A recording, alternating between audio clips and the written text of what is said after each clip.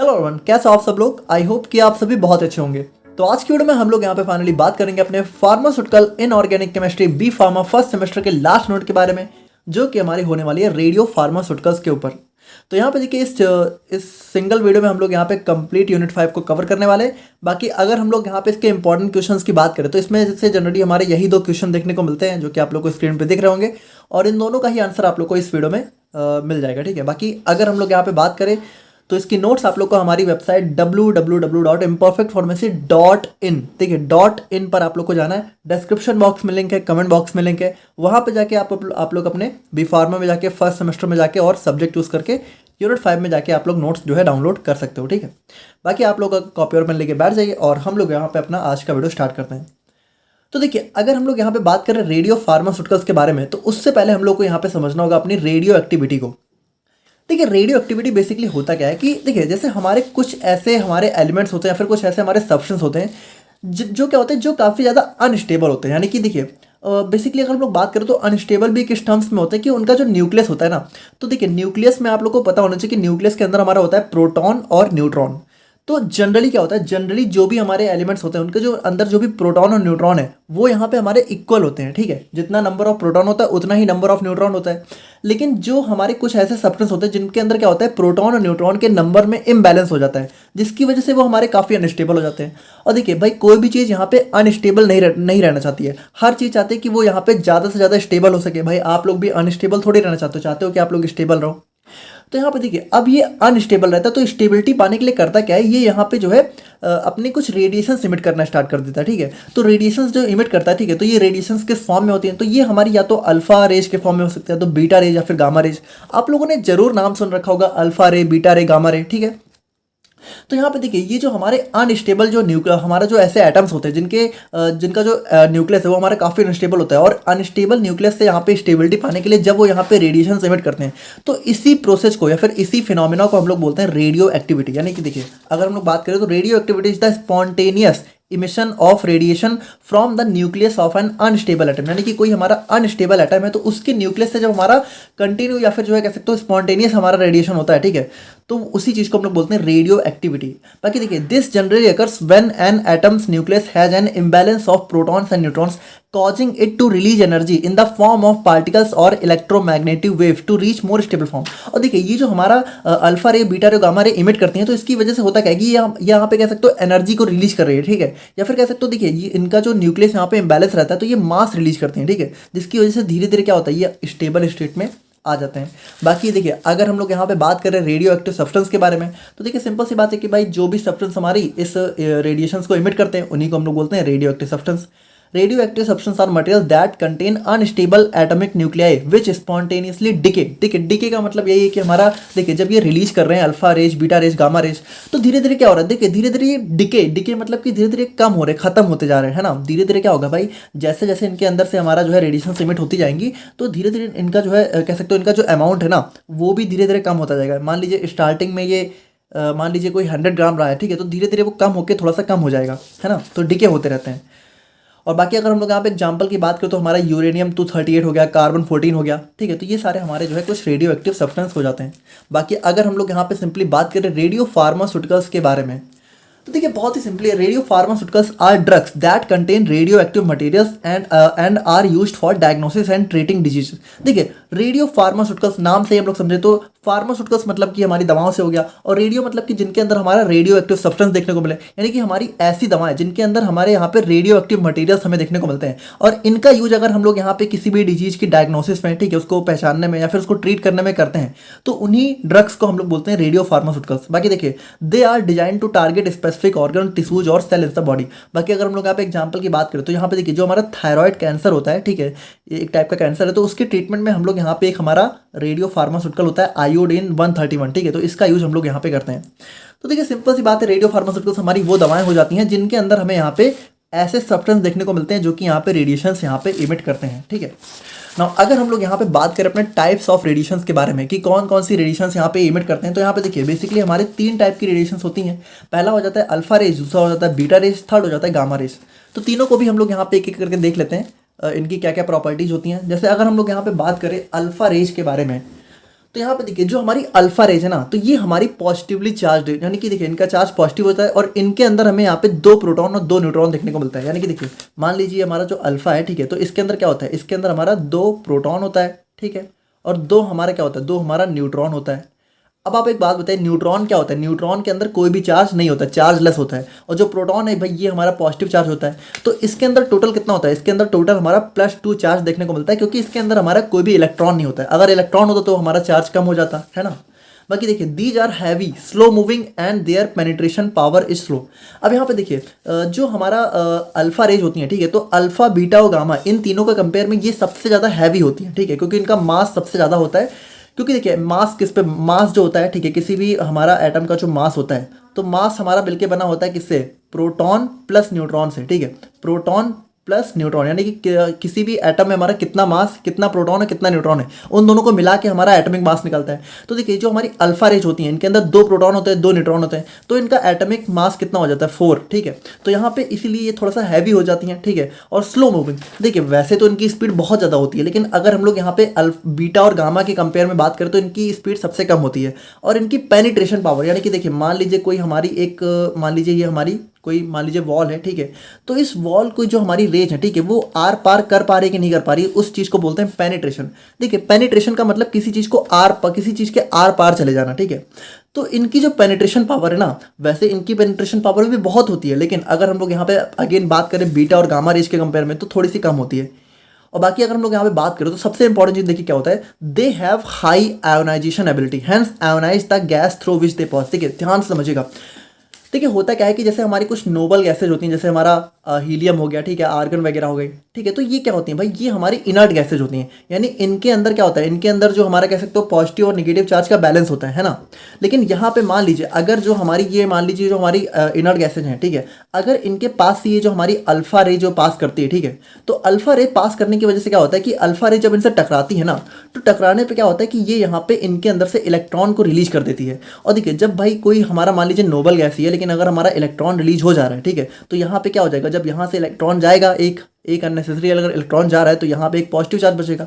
देखिए भाई इलेक्ट्रॉन कैसे रिलीज होता है, क्योंकि भाई देखिए इलेक्ट्रॉन क्या होता है भाई, इलेक्ट्रॉन जो है तब रिलीज होता है जब उसको एनर्जी मिलती है। और जब ये अल्फा रेज हमारी टकराती हैं किसी भी कह सकते हो नोबल गैस से या फिर किसी भी ऐसे इनर्ट गैस से टकराती हैं, तो वहाँ पे होता क्या है, ये अपनी एनर्जी पास कर देती है उस गैस को, जिसकी वजह से क्या होता है, वो जो हमारी गैस होती है वो एनर्जी मतलब कह सकते हो एक्सेप्ट करके यहाँ पे इलेक्ट्रॉन को रिलीज कर देती है। ठीक है, तो इलेक्ट्रॉन जब देखिए जब यहाँ पे एक निगेटिव चला जाएगा तो यहाँ पे पॉजिटिव आ जाएगा। तो यहाँ पे क्या हुआ, ये हमारे जो है आयोनाइज हो गए। आयोनाइज का मतलब यहाँ पे निगेटिव और पॉजिटिव चार्ज में कन्वर्ट हो जाना, ठीक है, आयंस में कन्वर्ट हो जाना। तो यहाँ पे देखिए ये जिस भी गैस से हमारी कह सकते हो टकराती हैं उनको आयोनाइज कर देती हैं।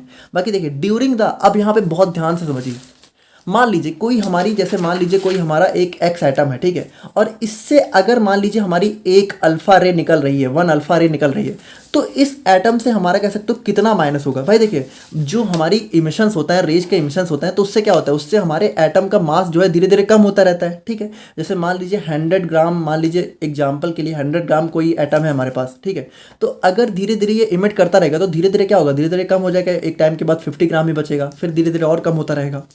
तो यहाँ पे अगर मान लीजिए हम लोग मान लें कि हमारा एक हमारा एटम है एक्स, ठीक है, और इससे हमारी एक अल्फा रे निकल रही है, तो एक अल्फा रे निकलने की वजह से इसमें क्या मतलब चेंजेस आते हैं। तो यहाँ पे देखिए during the emission of alpha particle from a radio active substance atomic number decreased bye 2 unit and mass number decreased bye 4 unit. देखिए ध्यान समझिए, जैसे किसी भी एटम का क्या होता है कि मान लीजिए एक्स हमारा कोई एटम है, तो इसका जो एटमिक नंबर होता है, ठीक है, एटमिक जो मास होता है, एटमिक मास, ठीक है, वो हम लोग ऊपर लिखते हैं और एटमिक नंबर नीचे लिखते हैं। ये लिखने का तरीका होता है। तो मान लीजिए ये हमारा एक्स एक एटम है जिसका एटमिक नंबर है 92 और एटमिक मास है 236।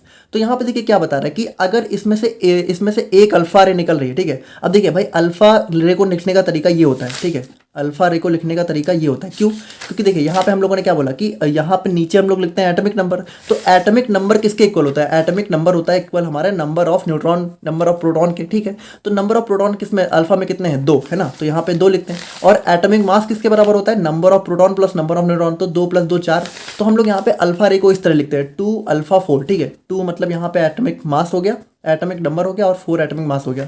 तो मान लीजिए ये हमारा कोई एटम है जिसका एटॉमिक मास है 236 और एटॉमिक नंबर है 92।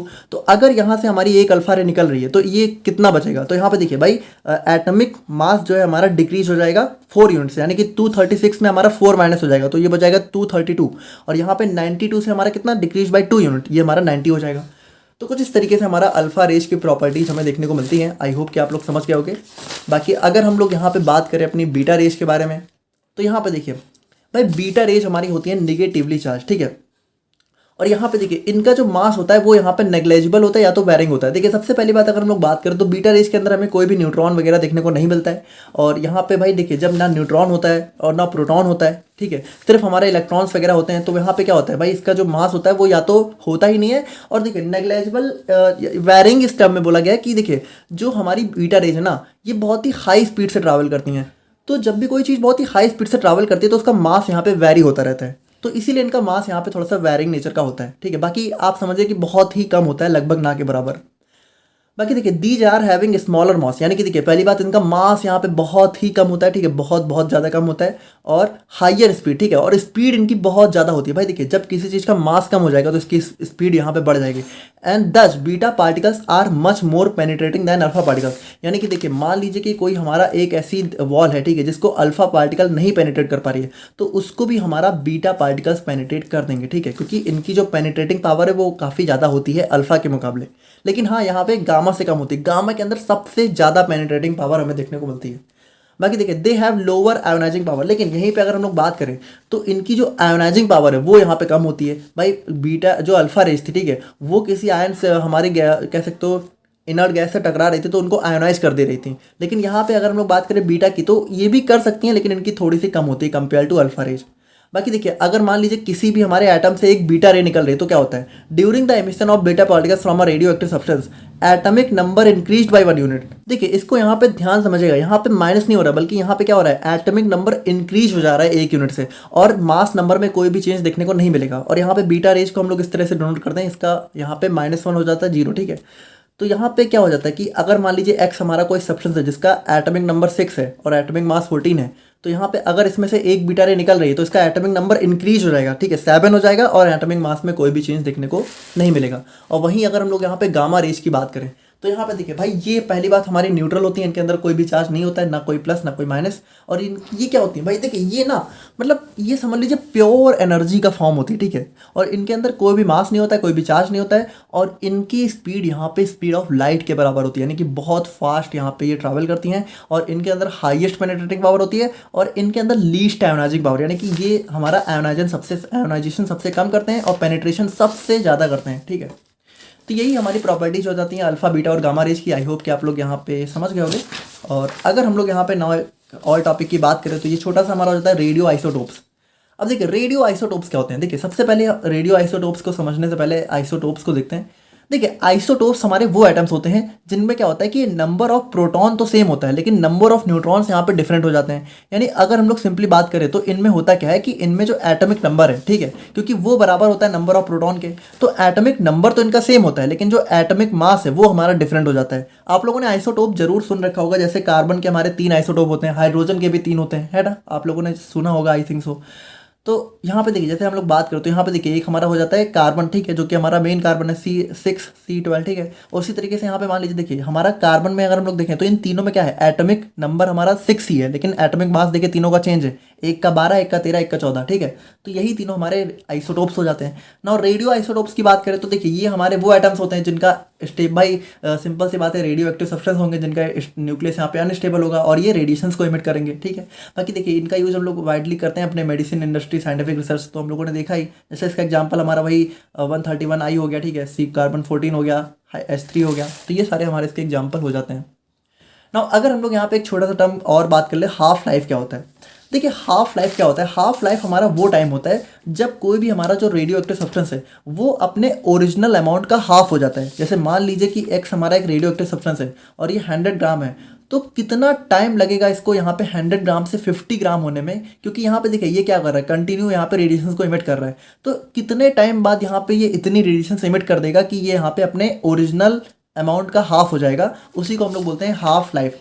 तो देखिए half life is defined as the time in which the amount of radio nuclide decays to half its initial value, यानी कि देखिए भाई हमारा रेडियो एक्टिव सब्सटेंस का जो न्यूक्लियाई होता है, न्यूक्लियस होता है, वो हमारा डिके होकर यहाँ पे हाफ हो जाता है। During each half life period the amount of radio active material decrease by 50%, यानी कि देखिए the half life is a constant property, और यहाँ पे देखिए ये हमारी कांस्टेंट प्रॉपर्टी होती है और इस पर जो है टेम्परेचर, प्रेशर या फिर केमिकल स्टेट का कोई भी इफेक्ट नहीं पड़ता है। जैसे एग्जाम्पल हम लोग देखें तो मान लीजिए कि the half life of carbon 14, देखिए भाई बहुत ज़्यादा होती है, जैसे कुछ कुछ सब्सटेंस जैसे हमारा कार्बन 14 हो गया तो इसकी हाफ लाइफ है 5730 साल, ठीक है, 5730 ईयर्स इसकी हाफ लाइफ है। यानी इतने सालों बाद जाके, मान लीजिए आप लोगों ने 100 ग्राम कार्बन 14 से स्टार्ट किया तो इतने सालों बाद जाके वो 50 ग्राम होगा, ठीक है। और उसी तरीके से जब यहाँ पे इतना साल फिर से बीतेगा तो 50 से 25 हो जाएगा। तो इस तरीके से यहाँ पे हमारी हाफ लाइफ हमें देखने को मिलती है। अब हम लोग यहाँ पे एक बहुत ही इंपॉर्टेंट टॉपिक के बारे में बात करते हैं जो कि हमारा हो जाता है मेजरमेंट ऑफ रेडियो एक्टिविटी। देखिए मेजरमेंट का मतलब है कि हम लोग यहाँ पे मेजर करेंगे कि कोई भी हमारा जो सब्सटेंस है, ठीक है, उसमें से हमारे रेडियो एक्टिव रेज निकल रही है कि नहीं निकल रही हैं, तो उसी चीज़ को हम लोग यहाँ पे मेजर करते हैं। बाकी देखिए radio activity is measured using different units, और बाकी देखिए इसका मेजरमेंट हम लोग यहाँ पे कुछ हमारे इंस्ट्रूमेंट्स होते हैं तो वो हमें डिपेंड करता है कि हम लोग इंस्ट्रूमेंट्स कौन सा यूज़ कर रहे हैं। बाकी देखिए अगर हम लोग बात करें तो सबसे ज़्यादा जो हमारा यूज़ करने वाला इंस्ट्रूमेंट है वो हमारा हो जाता है गीगर मूलर काउंटर, ठीक है। तो ये हमारा एक इंस्ट्रूमेंट होता है जिसको हमारे दो साइंटिस्ट ने मिलकर दिया था, गीगर मूलर ने सर ने, तो इन दोनों ने ही हमारा ये इंस्ट्रूमेंट दिया था जिसकी हेल्प से हम लोग क्या करते हैं, अपनी रेडियो एक्टिविटी को मेजरमेंट करते हैं, ठीक है। इसमें हम लोग यहाँ पे मेजर करते हैं कि हमारा जो रेज है, ठीक है, तो अपनी इन रेज का मेजरमेंट करते हैं कि हमारी अल्फा रेज कितनी निकल रही है, बीटा और गामा, ठीक है। बाकी देखिए it operates on the ionization of gas within a specialize. अब देखिए इसको हम लोग थोड़ा समझते हैं ताकि आप लोग यहाँ पे समझ पाओ कि ये कैसे काम करता है। देखिए ये हमारा होता है इसका इंस्ट्रूमेंटेशन कुछ इस तरीके का। और बाकी देखिए अगर हम लोग यहाँ पे बात करें तो यहाँ पे देखिए सिलेंड्रिकल होता है थोड़ा सा, बाकी मैंने थोड़ा सा कॉपी में वैसे ही बना दिया है। और देखिए आप लोग ध्यान से समझिएगा, देखिए यहाँ पे एक सिलेंड्रिकल वेसल होता है, ठीक है, और इसकी जो लाइनिंग होती है ना, इसकी जो इनर लाइनिंग होती है, ध्यान से सुनिएगा, इसकी ये देखिए ये जो वेसल है ये होता है स्टील का बना होता है, ठीक है, स्टेनलेस स्टील का, और इसकी जो इनर लाइनिंग होती है, ठीक है, उसमें हमारी कोटिंग होती है सिल्वर की, यानी कि अंदर जो है हमारा सिल्वर कोटिंग देखने को मिलता है। तो अब देखिए होता क्या है, और यहाँ पे हमारा एक अलग से जो है इलेक्ट्रोड यहाँ पे फिट होता है, ठीक है, तो आप लोग यहाँ पे देख पा रहे हो। और ये हमारा क्या होता है, ये हमारा पॉजिटिव चार्ज इलेक्ट्रोड होता है। तो अब देखिए जो इलेक्ट्रोड हमारा पॉजिटिव चार्ज होता है उसको हम लोग बोलते हैं एनोड, ठीक है। और यहाँ पे देखिए ये जो सिल्वर की कोटिंग इनसाइड होती है ना, ये हमारा क्या हो जाता है, ये हमारा निगेटिव चार्ज कैरी कर लेती है। और ये हमारा कैसा काम करने लगते हैं, अब जब किसी चीज़ में हमारा निगेटिव चार्ज हो जाएगा तो वो हमारा बन जाएगा कैथोड, ठीक है, कैथोड। तो यहाँ पे देखिए हमारे क्या हो जाता है, ये हमारा जो है एक इलेक्ट्रोमैग्नेटिक सेल की तरह काम करने लगता है, यानी कि यहाँ पे हमारा एक एनोड आ जाता है, एक हमारा आ जाता है कैथोड। तो कुछ इस तरीके से हमारा आ जाता है।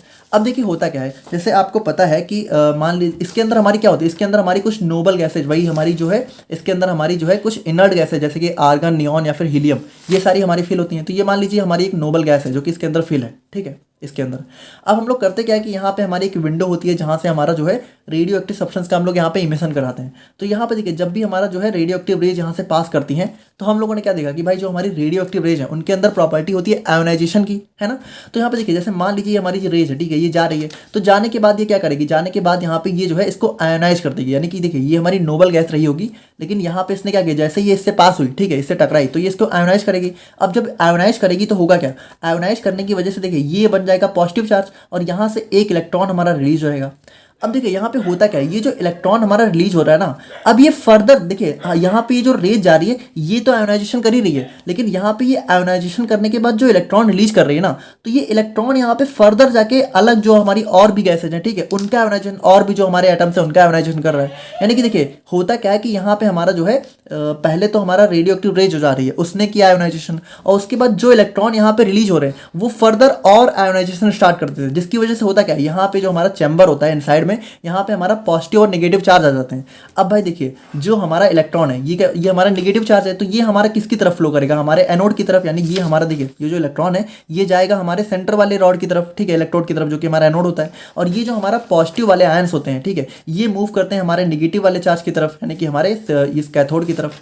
अब होता क्या है भाई, देखिए जब भी इलेक्ट्रॉन यहाँ पे इस वाले एनोड से पास होते हैं, ठीक है, तो इलेक्ट्रॉन जब पास होता है तो यहाँ पे हमारा एक सर्किट फिट होता है, ठीक है, तो इलेक्ट्रॉन जब पास होते हैं तो क्या होता है, हमारा इलेक्ट्रिसिटी फ्लो होती है। तो जैसे ही यहाँ पे इलेक्ट्रॉन इसमें से पास होंगे हमारी इलेक्ट्रिसिटी फ्लो होना स्टार्ट हो जाएगी, और हमें हमारा यहाँ पे इंस्ट्रूमेंट लगा होता है जो कि हमारा इसको मेजर कर लेता है कि कितनी इंटेंसिटी है हमारी जो है इलेक्ट्रिसिटी पास होने की। तो इस तरीके से हम लोग यहाँ पे अपनी रेडिएशंस को मेजर कर लेते हैं, ठीक है। तो देखिए थोड़ा सा आई होप कि आप लोग समझ पा रहे होगे, बाकी नहीं समझो तो हम लोग थोड़ा सा लैंग्वेज से समझते हैं। जैसे देखिए Geiger Muller counter is an instrument use to detect and measure ionizing radiation, यानी कि इसका यूज हम लोग यहाँ पे रेडिएशंस को मेजर करने के लिए करते हैं। बाकी देखिए it operates on the ionization of gas, यानी कि देखिए इसमें होता क्या है, इसमें जो हमारी नोबल गैसेज होती हैं उनका आयोनाइजेशन हो जाता है within specially design tube when expose to radiation, यानी कि एक हमारे स्पेशली डिजाइन हमारे ट्यूब होती है और ये आयोनाइजेशन होता कब है, जब हमारी रेडिएशन यहाँ पे एक्सपोज होती हैं। ठीक है, बाकी देखिए कंस्ट्रक्शन की हम लोग यहाँ पे बात करते तो it consist of a cylindrical metal और ग्लास ट्यूब, यानी कि देखिए जनरली हमारी ये मेटल स्टेनलेस स्टील की ट्यूब होती है filled with a low pressure inert gas, और यहाँ पे हमारी काफ़ी लो प्रेशर से हमारी इनर्ट गैसेज यहाँ पे फिल्ड होती हैं। Inside the tube there is a central wire electrode and an outer conducting casing, यानी कि देखिए इनसाइड द ट्यूब क्या होता है, हमारा सेंट्रल वायर इलेक्ट्रोड होता है जो कि हमारा एनोड की तरह काम करता है, और इनसाइड में हमारी सिल्वर कोटिंग होती है जो कि हमारी कैथोड की तरह काम करना स्टार्ट कर देती है। नाउ वर्किंग की अगर हम लोग यहाँ पे बात करें तो इसमें देखिए होता क्या है, सबसे पहले हमारी जो आयोनाइजिंग रेडिएशन है वो इंटर करती हैं हमारी जीएम ट्यूब में। ठीक है, और उसके बाद क्या होता है, ये हमारी जो भी गैसेज है उनसे कोलाइड करती हैं, उनसे टकराती हैं, और जिसकी वजह से क्या होता है, इलेक्ट्रॉन्स हमारे रिलीज हो जाते हैं। ठीक है, और भाई जब इलेक्ट्रॉन रिलीज होंगे तो हमारा जो भी हमारा आयन था, ठीक है, वो भी हमारा जो है कह सकते हो पॉजिटिव, हमारा कह सकते हो इलेक्ट्रॉन को रिलीज करके वो हमारा खुद जो है कैटायन में कन्वर्ट हो जाएगा, तो हमारे पॉजिटिव और नेगेटिव चार्ज का एक आयन पेयर डेवलप हो जाएगा। नाउ देखिए जो भी हमारे फ्री इलेक्ट्रॉन होंगे, the freed electrons are accelerated towards the positively charge anode, यानी कि देखिए जो भी हमारे फ्री इलेक्ट्रॉन है अब वो भाई क्या होगा, वो हमारा जो है इसी हमारे एनोड की तरफ पास होंगे। ठीक है, और यहाँ पे देखिए भाई जब ये हमारे इलेक्ट्रॉन पास हो रहेंगे तो यहाँ पे इनके अंदर एनर्जी होगी जिसकी वजह से एडिशनल आयोनाइजेशन, जो कि हम लोगों ने यहाँ पे देखा कि ये इलेक्ट्रॉन खुद तो आयोनाइज होगा ही, लेकिन ये फर्दर जाके क्या होगा, ये दूसरे वाले और एटम्स का भी आयोनाइजेशन करना स्टार्ट कर देगा। ठीक है, जिसकी वजह से हमारी एक चेन रिएक्शन डेवलप हो जाएगी। Now this results in a brief electrical pulse due to the sudden flow of charge which is then processed and recorded, और इसकी वजह से क्या होगा भाई, हमारा एक चार्ज जाएगा। ठीक है, हमारा चार्ज डेवलप होगा जिसकी वजह से हमारी इलेक्ट्रिसिटी फ्लो होगी, और उसको हम लोग यहाँ पे मेजर करके अपनी कह सकते हो रेडिएशन का पता लगा लेंगे। और बाकी देखिए अगर हम लोग यहाँ पे इसके एडवांटेजेस की बात करें तो ये हमारी काफ़ी लो लेवल की रेडिएशंस को भी डिटेक्ट करने में जो है सक्सेसफुल रहता है। और देखिए बहुत ही छोटा सा इंस्ट्रूमेंट होता है, काफ़ी पोर्टेबल होता है और ईजी टू यूज होता है, और हमें जो है रियल टाइम डाटा प्रोवाइड करता है। तो ये हो जाता है हमारे यहाँ पे measurement of radio activity. Now अब हम लोग यहाँ पे फाइनली बात करते हैं अपने लास्ट टॉपिक के बारे में, जो कि हमारा हो जाता है handling and storage of radio pharmaceuticals. अब देखिए जो भी हमारी ऐसी दवाएं होती हैं जिनके अंदर हमारे रेडियो एक्टिव सब्सटेंस होते हैं, तो हमें पता है कि ये जो रेडियो एक्टिव सब्सटेंस है ये क्या होते हैं, अपने रेडिएशंस को इमिट करते हैं। अब ये देखिए ये जो रेडिएशंस है ना, ये हमारी स्किन के लिए भी बहुत डेंजरस होती हैं, यानी कि ह्यूमन हेल्थ के लिए बहुत डेंजरस होती हैं। ठीक है, क्योंकि ये क्या होता है, ये हमारी बॉडी को भी पेनिट्रेट करने की पावर रखती है। ठीक है, जैसे अल्फा रे तो चलिए नहीं कर पाती है, पर बीटा और गामा रेज हमारी बॉडी को भी पेनिट्रेट कर सकती हैं। तो भाई जब भी हम लोग यहाँ पे इन जो भी हमारी ऐसी दवाएं हैं जिनका यूज हम लोग यहाँ पे चाहे उनकी हैंडलिंग कर रहे हो, ठीक है, उनके साथ हम लोग कुछ वर्क कर रहे हो, चाहे उनको स्टोर कर रहे हो, ठीक है, उनको यहाँ पे रख रहे हो, तो हमें यहाँ पे बहुत ज़्यादा ध्यान देना है कि हम उनके डायरेक्टली कॉन्टैक्ट में ना आए और ज़्यादा टाइम तक उनके साथ ना रहें। तो हमें कौन कौन से प्रिकॉशंस यानी कौन कौन सी चीज़ें हमें ध्यान रखनी चाहिए अपने रेडियो फार्मास्यूटिकल्स को हैंडल और स्टोर करते समय, उसी के बारे में हमें इसके अंदर पढ़ना है। तो देखिए radio pharmaceuticals are radio active substance used in medicinal settings and treatment since they emit radiations special care is needed to protect people equipment and environment, यानी कि देखिए चूंकि ये रेडिएशन इमिट करते हैं तो हमें यहाँ पे स्पेशल केयर जो है करनी पड़ती है। बाकी देखिए अगर हम लोग बात करें हैंडलिंग प्रिकॉशंस के बारे में, तो जब भी हम लोग यहाँ पे हैंडलिंग करें तो हमें क्या क्या चीज़ें ध्यान रखनी चाहिए। सबसे पहले हमें वियर प्रोटेक्टिव गियर, यानी कि जो भी प्रोटेक्टिव आइटम्स होते हैं जैसे ग्लव्स हो गया, सेफ्टी गॉगल्स हो गए, लैब कोट्स हो गए, तो उनको हमें हमेशा पहन के रखना है जब भी हम लोग यहाँ पे अपने रेडियो फार्मास्यूटिकल्स के साथ काम कर रहे हैं। लिमिट एक्सपोजर टाइम, यानी कि देखिए जब भी हम लोग यहाँ पे अपने ऐसे सब्सटेंस के साथ वर्क कर रहे हैं तो हमें जल्दी जल्दी काम करना है और केयरफुली भी करना है। ऐसा भी नहीं करना है कि जल्दी कर रहे हैं तो ध्यान नहीं दिया, दोनों चीज़ें हमें ध्यान रखनी है ताकि हमारा टाइम जो है कम से कम रहे इनके साथ। और उसके बाद हमें यहाँ पे एक प्रॉपर डिस्टेंस इनके साथ मेंटेन करना है, इनको डायरेक्टली अपने हैंड से नहीं टच करना है, बल्कि हमारे यहाँ पे कुछ इंस्ट्रूमेंट्स आते हैं फोर्सेप्स वगैरह, ठीक है, टोंग्स वगैरह, तो उनको हम लोग यहाँ पे यूज़ कर सकते हैं इनको हैंडल करने के लिए। और बाकी देखिए अगर हम लोग यहाँ पे बात करें तो इनको हम लोग यहाँ पे जो है एक शील्ड हमें जो है यूज़ करनी चाहिए, जैसे हम लोग लेड कंटेनर्स हो गया, ठीक है, तो उन्हीं में हमें इनको रखना चाहिए, या फिर कुछ हमारे प्रोटेक्टिव स्क्रीन्स होती है तो उनके पीछे हमें रख के काम करना चाहिए। बाकी देखिए अगर हम लोग यहाँ पे इसके अलावा कुछ और भी चीज़ें देखें तो हमें जो है सभी कंटेनर्स पे एक रेडियो एक्टिव वार्निंग साइन जो है मेंशन होना चाहिए जिन भी कंटेनर्स के अंदर हमारे ये सब्सटेंस होते हैं। और उसके बाद देखिए हमारा जब भी हम लोग यहाँ पे इंजेक्ट कर रहे हैं, भाई इसको हम लोग यहाँ पे दवा के फॉर्म में भी यूज़ करते हैं, तो जब भी पेशेंट के अंदर इंजेक्ट कर रहे हैं तो हमें यहाँ पे सिरिंज को जो है यूज़ करना है, ठीक है, सील्ड की तरह। और उसके बाद देखिए work in a well ventilated area, और देखिए जब भी हम लोग यहाँ पे इनके साथ काम कर रहे हैं तो हमारा जो भी एरिया है वहाँ पे प्रॉपर वेंटिलेशन होनी चाहिए, ठीक है, ताकि जो है हम लोग ऐसा ना हो कि हम लोग यहाँ पे इन रेडियो एक्टिव गैसेज को ही इनहेल कर लें अपने अंदर, है ना। तो हमें यहाँ पे इन सभी चीज़ों का ध्यान रखना चाहिए। बाकी देखिए अगर हम लोग यहाँ पे स्टोरेज प्रिकॉशंस की बात करें तो इनको स्टोर करते समय क्या क्या चीज़ें ध्यान रखनी चाहिए। तो सबसे पहली बात कि हमें इनको लेड कंटेनर्स के अंदर जो है रखना चाहिए, ताकि यहाँ पे जो है रेडिएशन यहाँ पे ना निकल पाए ज़्यादा से ज़्यादा।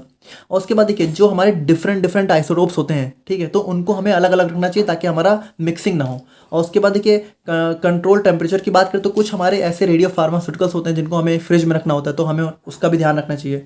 और उसके बाद देखिए भाई जो भी स्टोरेज एरिया है जहाँ पे भी ये सारी चीज़ें हमारी रखी हुई हैं, तो वहाँ पे सबका जाना अलाउ नहीं होना चाहिए। जो ऑथराइज्ड पर्सनल होते हैं, जो पर्सनल मतलब जो भी काम करने वाले हमारे जो है होते हैं, ठीक है, वर्कर्स होते हैं, तो उन जो ऑथराइज्ड हैं, ठीक है, उन्हीं को अलाउ होना चाहिए। और बाकी देखिए अगर हम लोग यहाँ पे बात करें तो भाई जब भी हम अगर मान लीजिए कोई हमारा रेडिएशन लीक नहीं हो रही है, लीक हो रही है कि नहीं हो रही है, ठीक है, तो उसको चेक करने के लिए हम लोग गीगर मूलर काउंटर का यूज़ कर सकते हैं। बाकी देखिए हम लोग यहाँ पे जो भी स्टोरेज कंटेनर्स हैं उनको रेगुलरली हमें चेक करना है कि साइंस है कि उसमें कोई लीक या डैमेज तो नहीं हो पा रहा है। और उसके बाद देखिए जो भी हमारा मटेरियल यहाँ पे रिसीव हुआ है, ठीक है, या फिर जो भी मटेरियल हम लोग यहाँ पे यूज़ कर रहे हैं या फिर जिनको भी डिस्पोज किया गया है, ठीक है, उसका उन सभी का रिकॉर्ड हमारा मेंटेन होना चाहिए। और बाकी देखिए अगर मान लीजिए हमें यहाँ पे ट्रांसपोर्ट करना है, इनको एक जगह से दूसरी जगह लेके जाना है, तो उसके लिए भी हमें देखिए सबसे पहली बात तो प्रॉपर पैकेजिंग का यूज़ करना चाहिए, ठीक है, जो कि हमारे सील्डेड हो, लेबल्ड हो। और उसके बाद देखिए सेफ्टी रूल्स जो भी हमारे गवर्नमेंट रेगुलेशंस के अंदर आते हैं उन सभी को हमें फॉलो करना चाहिए।